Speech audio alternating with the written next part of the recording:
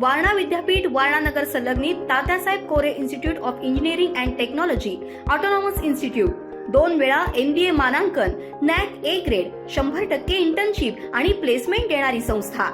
प्रथम आणि द्वितीय वर्ष बीटेक करता TCS sponsored computer science and business system, cyber security, electrical, civil, mechanical, electronics and telecommunication, chemical आणि कम्प्युटर सायन्स अँड इंजिनिअरिंग, तसंच MTech करिता structural engineering, CSE, construction management, mechanical design, chemical ENTC, त्याचबरोबर LLB, BA LLB, BBA LLB, BCA, BBA, MCA, MBA शाखांसाठी प्रवेश सुरू। वारणा विद्यापीठाच्या निसर्गरम्य परिसरात hostel, mess, बस, NCC, NSS, भव्य क्रीडांगण अशा सर्व सुविधांनी परिपूर्ण 1983 पासून तज्ञ आणि अनुभवी प्राध्यापकांमार्फत दर्जेदार शिक्षण देणारी संस्था TKIET वारणानगर ऑटोनॉमस इन्स्टिट्यूट। प्रवेश संपर्क 94 21 26 19 92। 50-60 वर्ष हा प्रवास करतो, पण असं कधी भाडं रात्रीचं 12 आणि 11 वाजता वाढवलेलं नाही। आणि ST महामंडळाने जो निर्णय घेतला चुकीचा आहे आणि हाय त्या परिस्थितीत भाडं राहावं आणि भाडं वाढू नये असं आमचं प्रवाशांचं म्हणणं आहे। करणं हे चुकीचं आहे।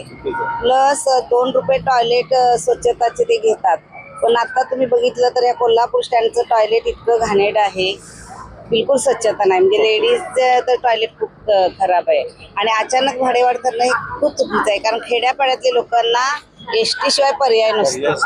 शहरातील लोक इतर त्यांना वाहनं आहेत, समजा भाडं इथं STचं 700 असेल तर त्यांना तिथं 900 देऊन पण परवडतं, कारण झोपून जायला गाडी मिळते स्लीपर।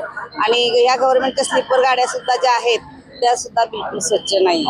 चुकीचं आहे ते, काय नाही भाडं वाढ केलं काय नाही, हे असताना पहिलाच काय नाही, पाऊस नाही, पाणी नाही, काही नाही। आणि तसं तर काय की दुसरा प्राचा दिवसामध्ये भाडं वाढ करते ते रॉंग आहे, रॉंग कमी करायला पाहिजे। आणि पाऊस नाही, पाणी नाही, काय नाही, अगर रहित लोक काय नाही पिकाला काय की हे नाही काय, आणि तसं तिने भाडं वाढतं म्हणजे चुकीचं आहे। मग ते रातोरात निर्णय घेतात, दुसऱ्या दिवशी लागू करतात ना।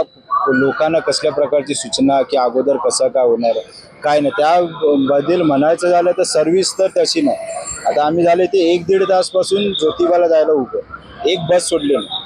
आता हेच तुम्ही उद्या याल तर रविवारी तुम्हाला बस जागा भेटेल। तुम्ही सर्व्हिस पण द्या तशी, लोकांना जरा कम्फर्टेबल व्हावं अशी तरी सर्व्हिस द्या। मग तुम्ही थोडं करून तुम्ही एकदम 13-14% वाढवणार, गरीब माणूस सामान्य माणूस करणार का? सर्वात जास्त प्रवास इथे STने होतो गावात। त्यामुळे सरकारने जरा यावर विचार करावा की भाडेवाढ रातोरात लगेच नाही वाढवत, त्यामुळे आम्ही निषेध करतो।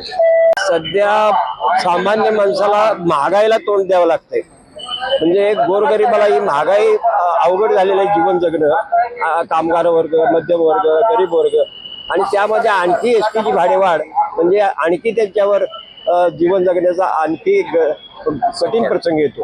कारण का त्या महागाईला तोंड देणं त्यांना अशक्य होत असते। STची भाडेवाढ सामान्य माणसाला परवडत नाही, त्यामुळं ही महागाईच्या परिस्थितीत STने महामंडळाने केलेली भाडेवाढ ही अयोग्य आहे, हे बरोबर नाही। आता आम्हाला वारीला जायचंय पंढरपूरला, अशी तुम्ही महागाई वाढली। एक तर आमच्या जिल्ह्यात पाऊस नाही, आम्ही डबल पेरणी केली, तुम्ही भाववाढ केली, आम्ही शेतकऱ्यांना जगायचं मारायचं। हे शासन आम्ही पहिले ह्या शासनाला चांगलं मानत होतो, पण या शासनाने शेतकऱ्याबद्दल फार दुर्लक्ष केली, आम्हाला आत्महत्या करायला पाडेल। भाडेवाढी भयंकर बिकट पडतो।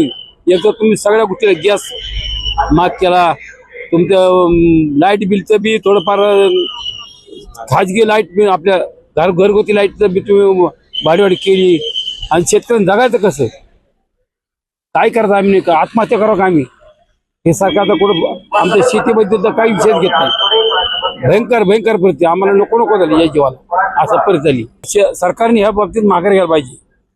आता तुम्ही आता 2 महिन्यापूर्वी वाढ किती ना, कोणाला आता पंढरपूर यात्रेचं पुरते निदान तुम्ही स्थगित करायला पाहिजे। नंतर तुम्ही काय करता शासनाचा निर्णय घेऊन सगळ्यांनी, तुम्ही अगोदर भाडवल केली, आम्ही जायचं कसं पंढरपूरला?